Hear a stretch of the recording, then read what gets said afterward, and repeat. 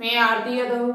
और जैसा कि आप सभी को पहले से पता है कि यहाँ पर हम थ्योरी क्लास में क्लास 11th बायोलॉजी की थ्योरी हमने स्टार्ट की है, जिसमें हम आपके 2 चैप्टर फिनिश कर चुकी हूँ। अभी तक आपने नहीं देखी तो प्लेलिस्ट में जाकर ये दोनों चैप्टर आप देख सकते हो, एनिमल किंगडम और सेल बायोलॉजी का। ठीक है, और साथ ही साथ यहाँ पर आज हम 3rd चैप्टर की बात करेंगे, जिसका नाम है cell cycle and cell division, जहां से आपके एग्जाम में जरूर ही क्वेश्चन पूछे जाते हैं। भले ये क्वेश्चन पूछा जाए लेकिन आपसे पूछा जाता है, चाहे आप सीपी नेट की तैयारी कर रहे हो, KGMU, Atal Bihari Vajpayee, paramedical, AIIMS nursing, यहाँ तक कि नीट एग्जाम में कम से कम तो 2 क्वेश्चन ही पूछे जाते हैं। 2 क्वेश्चन आपसे पूछे जा सकते हैं, तो इस चैप्टर को आपको अच्छी तरीके से पढ़ के जाना है। और दूसरी बात, 2023 में जो बच्चे तैयारी कर रहे हैं वो अच्छे से तैयारी कर लो। यदि आप अपना सपना पूरा करना चाहते हो, व्हाइट कोट पहनना चाहते हो, तो अच्छे से 4-5 महीने आपको तैयारी करनी, इससे ज्यादा नहीं पढ़ना है। 4-5 महीने, यदि आप 4 घंटे भी पढ़ते हो सही से, 5 घंटे, तब भी आप अपना एग्जाम निकाल सकते हो। ठीक है, तो सपना को अपना पूरा करिए और अच्छे से पढ़ते रहिए। ज्यादा टाइम आपके पास नहीं है। सीपी नेट की यदि आप तैयारी कर रहे हो तो आपके पास 4-5 महीना ही बचा हुआ है। केजीएमयू, अटल बिहारी वाजपेयी, इनमें और आपका 3-4 महीना है। तो आप सभी लोग अच्छे से पढ़ लीजिएगा। ठीक है, और अपना सपना है वो जरूर पूरा करें, अपने और प्लस अपने माता पिता का। तो चलिए बात करते हैं अपने पॉइंट पर। यहाँ पर हम देखो, जो भी पढ़ाती हूँ आपको पहले से पता है कि एनसीईआरटी होता है 100%। एनसीईआरटी से बाहर एक भी पॉइंट आपको नहीं बताया जाता है। और दूसरी बात, cell cycle and cell division chapter में कुछ पोर्शन जो आपका इंटरफेस वाला है वो हम लाइव क्लास में कंप्लीट करा चुकी हूँ विद थ्योरी के साथ। थ्योरी भी हमने वहां पर कराई और साथ ही साथ एमसीक्यू भी हमने सॉल्व कराए शाम 4 बजे क्लास में। यदि आपने अटेंड नहीं की अभी तक, देखी नहीं है, तो आज ही ज्वाइन कर ले और आप शाम 4 बजे वाली क्लास जरूर देखा करो, क्योंकि वहां पर हम बहुत ही इंपोर्टेंट क्वेश्चन सॉल्व कराते हैं जो इंग्लिश और हिंदी दोनों भाषाओं में होते हैं। ठीक है, तो चलिए आप बात करते हैं कि सेल साइकिल होता क्या है। सेल साइकिल किसे कहते हैं हम आपको वहीं पर बता चुकी हूँ। यहाँ पर हम बात करेंगे कि सेल साइकिल को कितने भागों में बांटा गया है और एक फेज के बारे में बात करेंगे, क्योंकि ये हम आपको कंप्लीट करा चुकी हूँ। और कोशिश हमारी यही रहेगी कि इस चैप्टर को इसी वीडियो में फिनिश किया जाए, जिससे आगे दूसरी वीडियो बनाने की आवश्यकता न पड़े। कोशिश हमारी यही रहेगी, फिर देखते कितना हो पाता है। दूसरी बात, यहाँ पर इस चैप्टर में आपको पता होना चाहिए कि आप कोशिका विभाजन जो है वो दो प्रकार का पढ़ेंगे। एक आपका समसूत्री कोश का विभाजन, एक आपका अर्धसूत्री कोश का विभाजन, माइटोसिस और एक मियोसिस। माइटोसिस में क्या होता है, जब एक कोशिका से 2 कोशिकाएं बनती है तो उसे कहा जाता है समसूत्री विभाजन। क्या कहा जाता है? समसूत्री विभाजन। ठीक है, और जब एक कोशिका से 4 कोशिकाओं का निर्माण होता है तब उसे कहा जाता है मियोसिस डिवीजन, यानी अर्धसूत्री विभाजन। तो आप दोनों विभाजन इस चैप्टर में पढ़ोगे, कैसे होते हैं, क्या प्रक्रिया चलती, क्या प्रोसेस होती है कोशिका के अंदर, वो सभी यहाँ पर आपको देखने को मिलेगा। ठीक है, तो चलिए अब हम यहाँ पर बात करते हैं कि सेल साइकिल को सबसे पहले दो चरणों में बांटा गया है। एक आपका है इंटरफेस, इसे अंतरावस्था कहा जाता है, और एक आपका है एम फेज।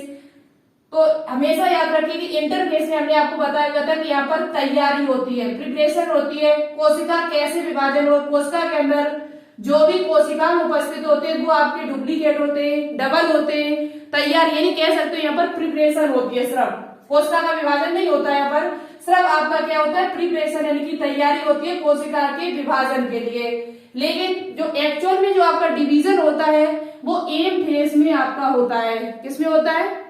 एम फेज में होता है। मायोटिक जो अवस्था है, प्रावस्था है, इसमें आपका कोशिका का विभाजन होता है। एक कोशिका से 2 कोशिकाएं आपकी जो बनेगी वो एम फेज में बनती है आगे। ठीक है, एक्चुअल में डिवीजन यहाँ होता है, लेकिन यहाँ जो तैयारी जो आपकी होती है विभाजन के लिए कोशिका के अंदर जो कुछ चीजें वो डबल होती है, वो आपकी इंटरफेस में होती है। तो यहाँ पर प्रिपरेशन चलती है, लेकिन इसे आपको पता होना चाहिए कि आप जो तैयारी होती है वो 3 प्रावस्थाओं में होती है। यहाँ पर 3 प्रावस्थाएं, 3 फेज आपके आते हैं, जिसमें आपकी कोशिका के अंदर क्या होती है, तैयारी। तो सबसे पहले आपका आता है जीवन, फिर आपने पढ़ा था एस, फिर आपने पढ़ा था G2। जीवन में क्या होता है, प्रोटीन का निर्माण होता है, कोशिका की वृद्धि होती है। एस में क्या होता है, तो डीएनए का संश्लेषण होता है, डीएनए रेप्लिकेशन होता है एस अवस्था में। और G2 में आपकी कुछ प्रोटीन बनती है। तो इस प्रकार से हमने वहां पर बहुत ही डिटेल से आपको पढ़ाया हुआ है। ठीक है, लिखा के बिल्कुल एक एक पॉइंट लिखा के हमने बताया हुआ है। तो आप पीछे वाली वीडियो जरूर देखें, जिससे आपका ये पोर्शन कंप्लीट हो सके। ठीक है। अब यहाँ पर हम बात करेंगे कि एम फेज में क्या होता है। तो एम फेज को भी दो भागों में बांटा गया है। ठीक है, एम फेज जो आपका है इसे भी दो भागों में बांटा गया, दो चरण में बांटा गया है। जो आपका एक आता है कैरियोकाइनेसिस, एक आपका क्या आता है कैरियोकाइनेसिस, कैरियोकाइनेसिस जिसे हम कहते हैं हिंदी में केंद्रक विभाजन। देखो हमेशा याद रखते हैं, एक आपसे पूछा गया कि कोशिका का जब विभाजन होता है तो उसमें कोशिका का विभाजन में सबसे पहले किसका विभाजन होता है कोशिका के अंदर, तो केंद्रक का विभाजन पहले होता है। एक केंद्रक या तो उसके अंदर है तो दो केंद्रक बनेंगे। ठीक है, तो सबसे पहले किसका विभाजन होता है, केंद्रक का। किसका होता है, केंद्रक का विभाजन पहले होता है। तो कैरियोकाइनेसिस का अर्थ होता है केंद्रक का, केंद्रक विभाजन, यानी केंद्रक का जब विभाजन होता है तो उसे क्या कहा जाता है, कैरियोकाइनेसिस कहा जाता है। उसके बाद आपका होता है साइटोकाइनेसिस, यानी कि कोशिका द्रव्य का विभाजन, साइटोकाइनेसिस जिसे कहा जाता है कोशिका द्रव्य विभाजन, कोशिका द्रव्य विभाजन।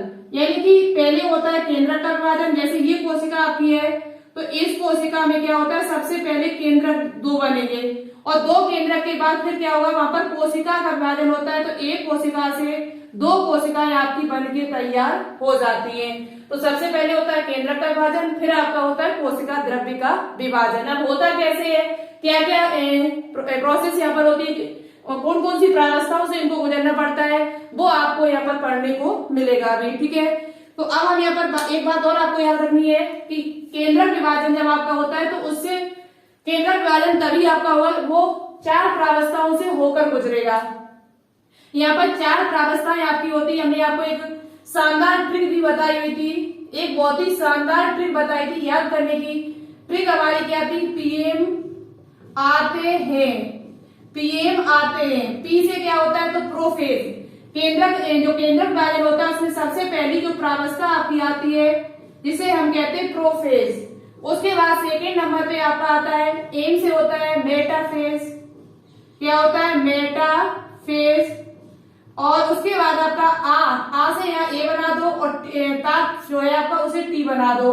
ठीक है, आते हैं, है को यहाँ पर साइलेंट कर दो। तो ए से क्या होता है एनाफेज, क्या होता है एनाफेज। और टी से क्या होता है यहाँ पर टीलोफेज।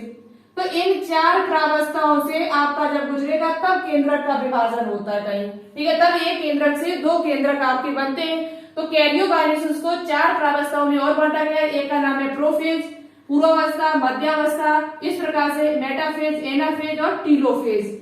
तब आपका कहीं कोशिका द्रव्य का विभाजन होगा, तब एक कोशिका से दो कोशिकाएं आपकी बनेगी। तो आपको पता होना चाहिए कि प्रोफेज क्या होता है, मेटाफेज क्या होता है, एनाफेज क्या होता है, टीलोफेज क्या होता है। ऐसी कौन सी प्रावस्था है जिसमें गुणसूत्र जो होते हैं वो आए, उनका अध्ययन जो है वो आसानी से कर सकते हैं, स्टडी अच्छी तरीके से कर सकते हैं। इनमें से कौन सी अवस्था वो आपकी है, तो ये हम आपको अभी हम बता रही हूँ। तब तक आप स्क्रीनशॉट लेना चाहे ले लीजिएगा। कैरियोकाइनेसिस का पहला फेज जो जिसे हम कहते हैं प्रोफेज, कैरियोकाइनेसिस का ये प्रथम पड़ाव है जिसमें आपको पढ़ने को मिलेगा कि प्रोफेज जो होता है उसमें कोशिका के अंदर क्या परिवर्तन आते हैं, गुणसूत्रों में क्या परिवर्तन आते हैं।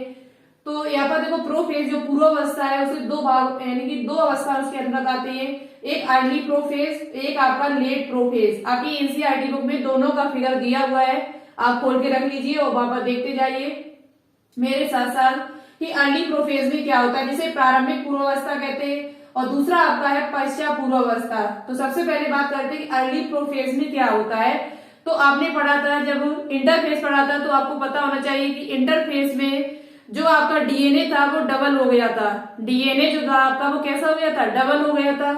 तो जब डीएनए डबल हो गया था तो एस व G2 अवस्था में एस और G2 अवस्था में जो आपका जो धागे होते हैं, क्रोमेटिन धागे होते हैं, गुणसूत्र जो होते हैं वो कंडेंस नहीं होते, गुथे हुए नहीं होते, आपको स्पष्ट तरीके से नहीं दिखाई देंगे।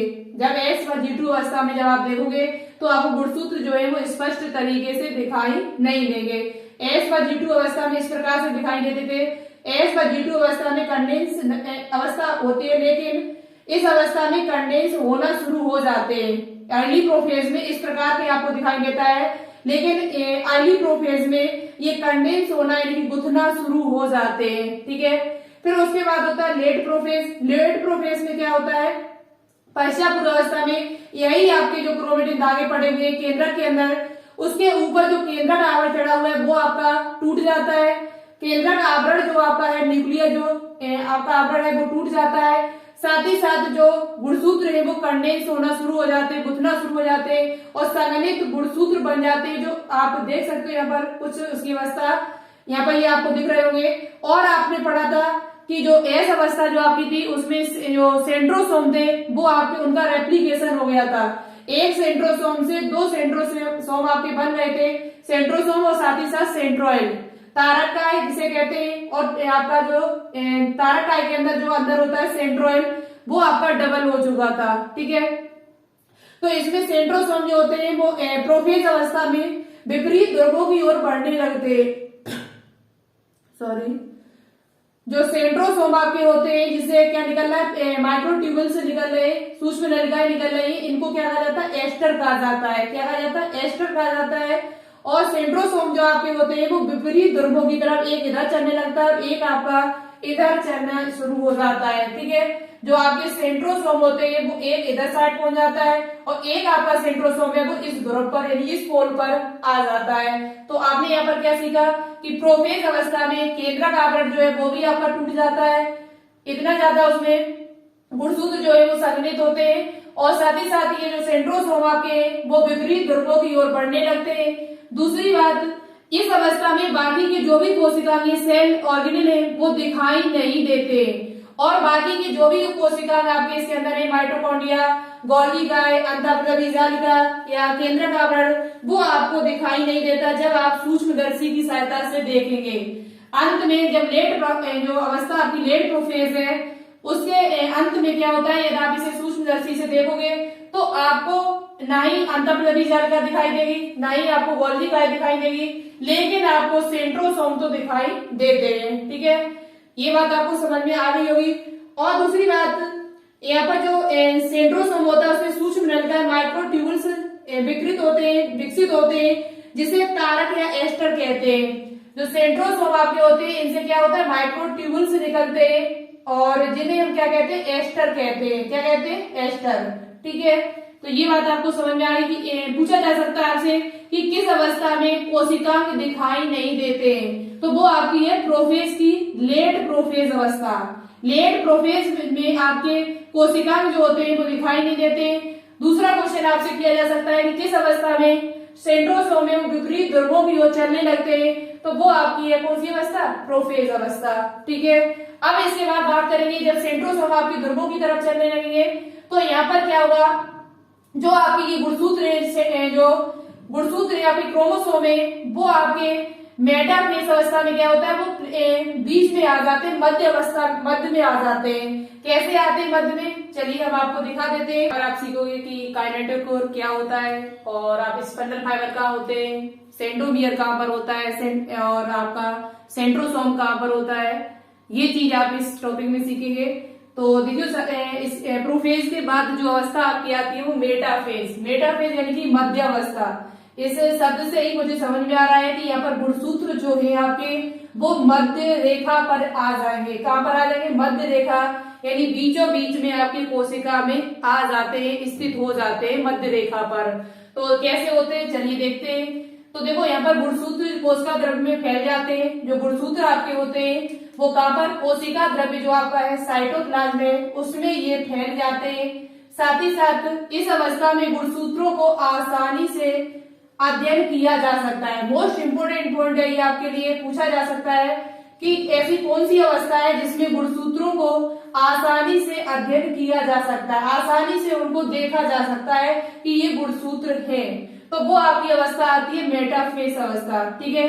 गुणसूत्र दो संतत अर्ध गुणसूत्र यानी टू सिस्टर क्रोमेटिड से बना होता है जो आपस में गुणसूत्र बिंदु यानी सेंट्रोमियर से जुड़े होते हैं। इसका मतलब क्या है, पर गुणसूत्र जो होते हैं वो दो संतत अर्ध गुणसूत्र, आपको यहाँ पर एक फिगर दिख रहा होगा, आपको पता है कि जो एस फेस आपकी थी उसमें गुणसूत्र जो था यानी कि जो आपका डीएनए जो था वो डबल हो गया था। गुणसूत्र तो एक ही है, सेंट्रोमियर एक है, यदि यहाँ पर सेंट्रोमियर एक है, ये बीच वाला जो आपको बिंदु दिख रहा है जिससे आपके दोनों क्रोमेटिड जुड़े हुए हैं, एक आपका ये है और दूसरा क्रोमेटिड आपका ये है। इस गुणसूत्र में देखा जाए तो गुणसूत्र तो एक ही है, लेकिन क्रोमेटिड की संख्या आपसे पूछा जाए, क्रोमेटिड की संख्या पूछी जाए तो वो आपकी 2 है, 1 और 2। तो दोनों क्रोमेटिड जो होते हैं वो सेंट्रोमियर यानी गुणसूत्र बिंदु के द्वारा आपस में जुड़े होते हैं। और आपको पता है कि एस फेज में आपका जो गुणसूत्र था वो यानी कि जो डीएनए था वो कैसा हो गया था, डबल हो गया था।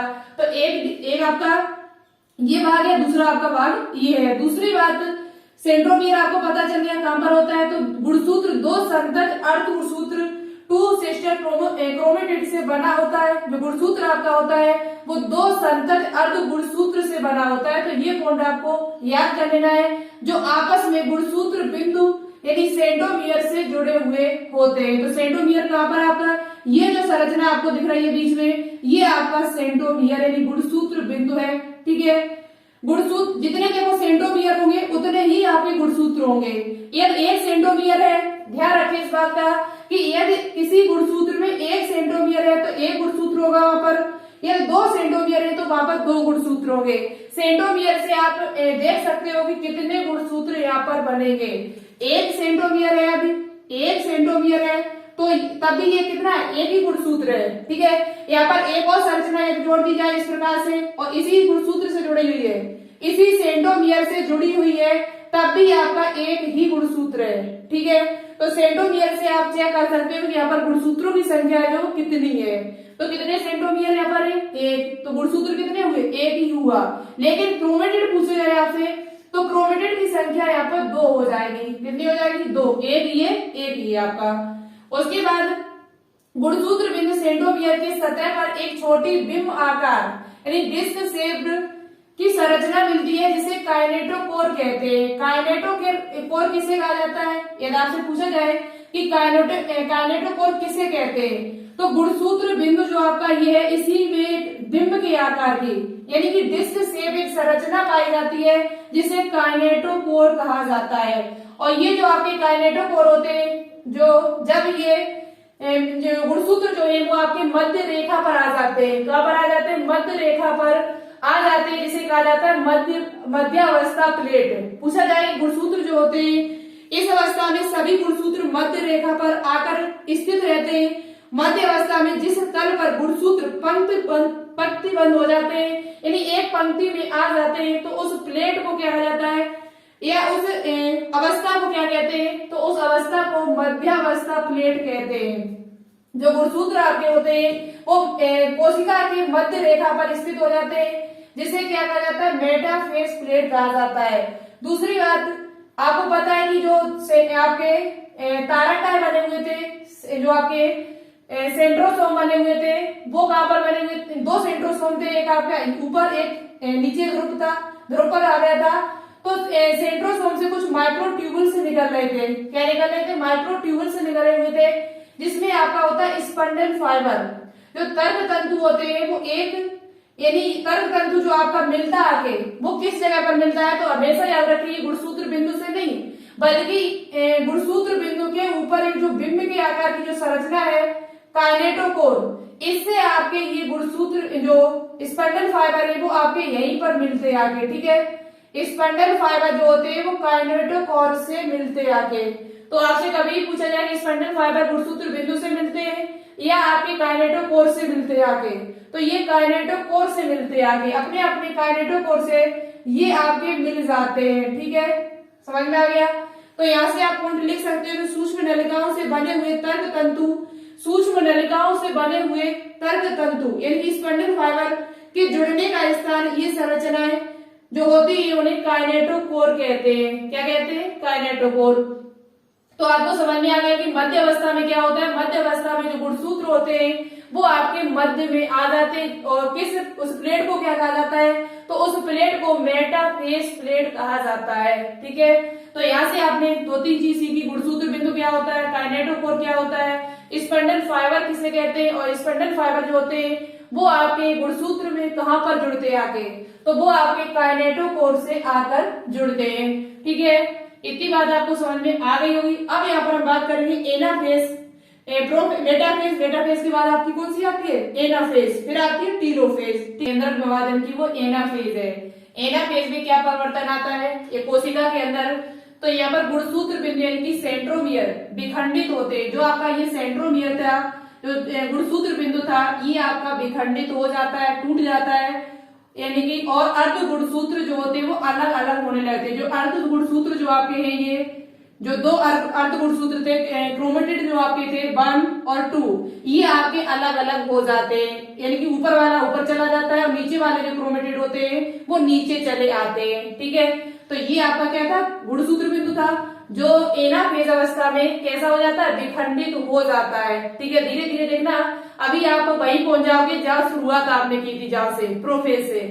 तो विखंडित हो जाता है और अर्ध गुणसूत्र जो होते हैं वो अलग होने लगते हैं। फिर क्या होता है? क्रोमेटिड विपरीत ध्रुवों की ओर जाने लगते हैं। अभी जो आपने देखा था, जो आपके गुणसूत्र जो थे वो मध्य प्लेट यानी कि मध्य रेखा पर आ गए थे, बीच में आ गए थे, मध्यावस्था में थे। तब क्या था? जो गुणसूत्र जो आपके थे वो मध्य में स्थित थे। लेकिन इसमें ऐसा नहीं है। इसमें जो क्रोमेटिड जो आपके ऊपर वाला जो क्रोमेटिड आपको दिख रहा है ये अलग ऊपर चला जाता है और नीचे वाले जो होते हैं वो नीचे चले आते हैं, नीचे वाले सेंट्रोसोम से तारकाय से मिल जाते हैं आगे सेंट्रोसोम से। ठीक है, तो क्रोमेटिड विपरीत ध्रुवों की ओर यानी विपरीत पोल की ओर जाने लगते हैं। जो आपको संरचना यहाँ दिख रही है, ये क्रोमेटिड जो धागे ऊपर वाला ऊपर को चला गया और नीचे वाले जो क्रोमेटिड थे वो आपके नीचे चले आए। जब ये प्लेट में इस प्रकार से डले हुए थे, जब इस प्रकार से प्लेट में डले हुए थे इस प्रकार से, तो नीचे का नीचे आ गया था और ऊपर के जो थे वो ऊपर चले गए। ठीक है, तो इसमें क्या होता है? जब एनाफेज जो अवस्था है इसमें अपना अपना सेंट्रोमियर भी हो जाता है, क्योंकि एक सेंट्रोमियर आपका ये हो गया, एक सेंट्रोमियर ये, एक सेंट्रोमियर ये, एक सेंट्रोमियर ये, तो इनमें अपना अपना सेंट्रोमियर आ जाता है। तब गुणसूत्रों की संख्या जो होती है वो दुगुनी हो जाती है। जैसे बात की जाए, जो आपकी मनुष्य की कोशिका है उसमें गुणसूत्र पूछे जाए आपसे तो कितने होते हैं? 46। एक कोशिका के अंदर जो गुणसूत्रों की संख्या होती है वो वैसे कितनी होती है? 46। लेकिन यही यदि एनाफेज में देखा जाए तो यहाँ पर गुणसूत्रों की संख्या है वो दुगुनी हो जाती है। वो क्यों हो जाती है? क्योंकि गुणसूत्र बिंदु आपको पता है, यदि एक गुणसूत्र बिंदु है तो एक गुणसूत्र होता है। यदि अलग अलग, अब यहाँ पर सबके पास अपना अपना गुणसूत्र बिंदु है, तो कितने? एक गुणसूत्र ये, एक ये, एक ये, इस प्रकार से 46 कोशिकाओं पर होगा। हम यहाँ पर सिर्फ दो गुणसूत्र आपको दिखा रहे हैं, अभी 46 तो दिखा नहीं सकते हैं। तो यदि 46 के पास ये होगा तो 40 का गुणा जब 2 से करोगे तो 92 गुणसूत्र आपके बन जाएंगे।